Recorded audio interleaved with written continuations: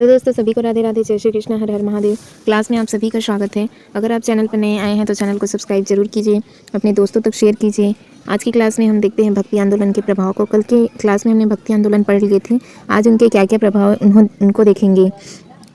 चलते हैं सीधे क्लास की ओर। भक्ति आंदोलन से क्या हुआ था, तो प्रांतीय भाषा और साहित्यिक भाषा का क्या हुआ था, विकास हुआ था। भक्ति आंदोलन से प्रांतीय भाषा, जो प्रांत की भाषा थी, और कौन सी भाषा, साहित्यिक भाषा, इन दोनों भाषा का क्या हुआ था, तो विकास हुआ था। हिंदू मुस्लिम के मध्य क्या हुआ था, तो हिंदू और मुस्लिम के मध्य क्या हुआ था, समन्वय हुआ था। हिंदू मुस्लिम के मध्य क्या हुआ था, आपस में समन्वय हुआ था।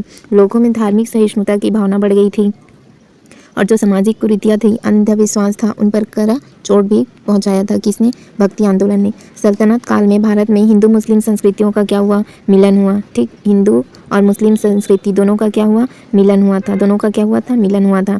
एक नवीन मिश्रित संस्कृति, ठीक, एक कैसी संस्कृति, एक नवीन मिश्रित संस्कृति का क्या हुआ था, जन्म हुआ, जिसे क्या कहा गया, भारतीय इस्लामिक संस्कृति के नाम से जाना गया। इसे कौन से नाम से जाना गया, भारतीय इस्लामिक संस्कृति के नाम से इसे जाना गया। भारतीय इस्लामिक शैली के नाम से, संस्कृति के नाम से इसे जाना गया। भारतीय इस्लामिक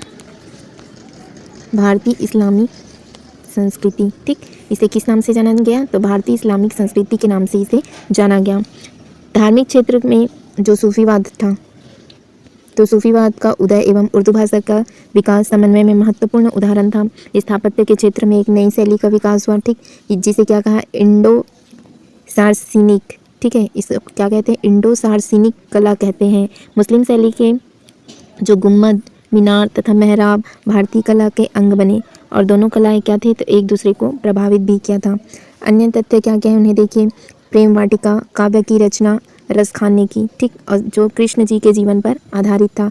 मीराबाई और तुलसीदास के क्या थे, ये समकालीन थे। ठीक, मीराबाई और तुलसीदास समकालीन थे। फिर हम देखते हैं भक्तिकालीन जो संस्थापक कौन कौन थे, और संप्रदाय सिद्धांत क्या क्या थे। शंकराचार्य ने कौन सा सिद्धांत दिया था, अद्वैतवाद का। रामानुजन ने किसका दिया था, विशिष्ट द्वैतवाद का। निम्बार्क ने किसका दिया था, अद्वैतवाद का सिद्धांत किसने दिया, निम्बार्क ने। माधवाचार्य ने क्या कहा था, द्वैतवाद का सिद्धांत दिया था। और वल्लभाचार्य ने शुद्ध द्वैतवाद का। चैतन्य महाप्रभु ने क्या दिया था, तो अंचित्य भेदाभेद, ठीक, अंचित्य भेदाभेद का किसने दिया था, चैतन्य ने दिया था। तुकाराम, इसने वरकरी, ठीक है, वरकरी पंथ के सिद्धांत दिया था। वरकरी संप्रदाय हुआ करता था, ठीक, वे तो संत तुकाराम उनके लिए काफ़ी फेमस थे। द्वैतवाद का सिद्धांत शंकराचार्य ने दिया। रामानुजन ने विशिष्ट द्वैतवाद का, द्वैत का सिद्धांत निम्बार्क ने दिया। माधवाचार्य ने क्या दिया था, द्वैतवाद का सिद्धांत दिया था। शुद्ध द्वैतवाद किसने दिया, वल्लभाचार्य ने। और जो अन्य जी थे उसने क्या दिया था, अंचित्य भेदाभेद का सिद्धांत किसने दिया था, चिंत्य भेदाभेद का सिद्धांत चैतन्य दिया था। तुकाराम जी ने वरकरी पंथ का सिद्धांत दिया था। एक बार क्या पढ़े उसका हम रिवीजन जरूर करेंगे। भक्ति आंदोलन से क्या हुए थे, तो प्रांतीय भाषा और साहित्यिक भाषा का क्या हुआ था, विकास हुआ था। और हिंदू मुस्लिम के मध्य क्या हुआ था, तो समन्वय बढ़ा था। हिंदू और मुस्लिम के मध्य क्या बढ़ा, दोनों में समन्वय बढ़ा। लोगों में कैसी भावना आई, तो धार्मिक सहिष्णुता की भावना आई।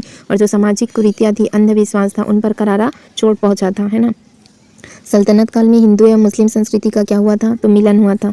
ठीक, हिंदू और मुस्लिम संस्कृति दोनों का क्या हुआ था, दोनों का मिलन हुआ था। एक नवीन मिश्रित संस्कृति का जन्म हुआ, जिसे किस नाम से जाना गया, तो इस्लामिक संस्कृति के नाम से जाना गया। धार्मिक क्षेत्र में जो सूफीवाद का क्या हुआ, उदय एवं उर्दू भाषा का विकास समन्वय में महत्वपूर्ण भूमिका अदा किया था। स्थापत्य के क्षेत्र में एक नवीन शैली का विकास हुआ, जिसे किस नाम से जाना गया, इंडो सार्सिनिक कला कहते हैं। इसे क्या कहते हैं, इंडो सार्सिनिक कला कहते हैं।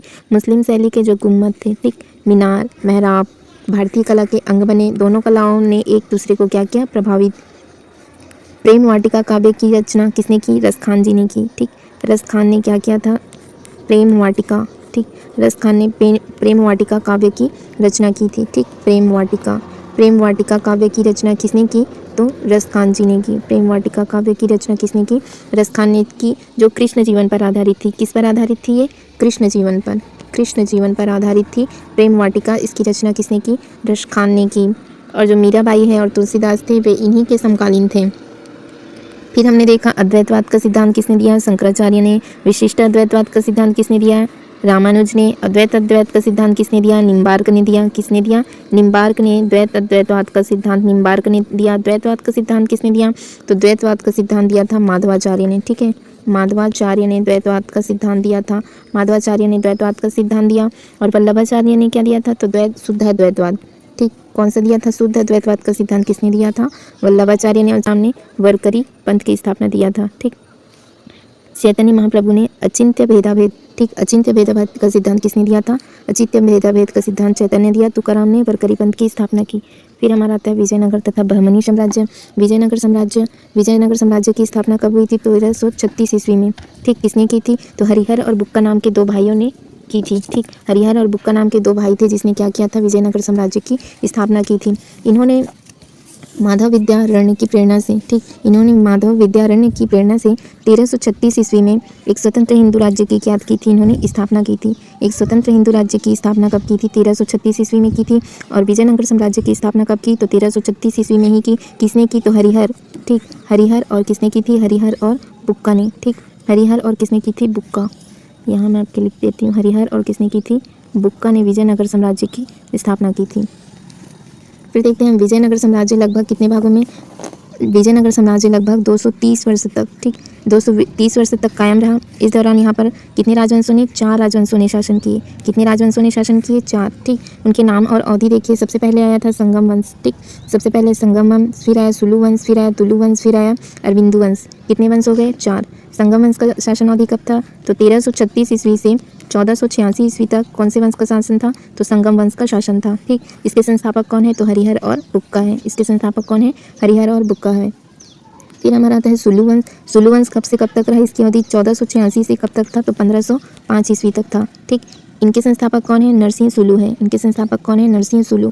फिर हमारा आता है तुलु वंश। तुलु वंश कब तक रहा? तो 1505 से 1570 ईस्वी तक कौन सा वंश था? तुलु वंश। इसके संस्थापक कौन है? तो वीर नरसिंह थे। ठीक, फिर आया अरविंदु वंश। ये कब तक था? 1570 से 1614 ईस्वी। इनके संस्थापक कौन है? तो तिरुमल हैं। ठीक, तो इस तरह से विजयनगर साम्राज्य में कितने शासक हुए? तो 4 राजवंशों ने शासन किया। संगम वंश, सुलु वंश, तुलु वंश और अरविंदु वंश। ठीक, अरविंदु वंश इस तरह से 4 थे। हरिहर बुक्का इसके संस्थापक थे। नरसिंह सुलु थे, वीर नरसिंह थे और तिरुमल थे।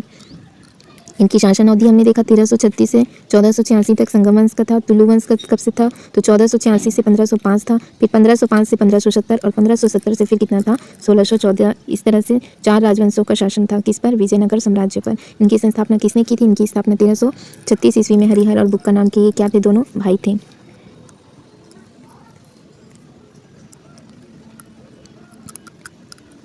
आगे का टॉपिक विजयनगर के शासकों ने बहमनी शासकों रायचूर द्वार, इसको हम कल की क्लास में रखेंगे। आज की क्लास में बस इतना ही रखते हैं। वीडियो कैसे लगा कमेंट करके ज़रूर बताइए और नेक्स्ट वीडियो देखने के लिए आप चैनल को सब्सक्राइब करके ज़रूर रखिए, अपने दोस्तों तक शेयर कीजिए। आज की क्लास हम यहीं तक रखते हैं। ठीक है दोस्तों, thank you for watching. Thank you all.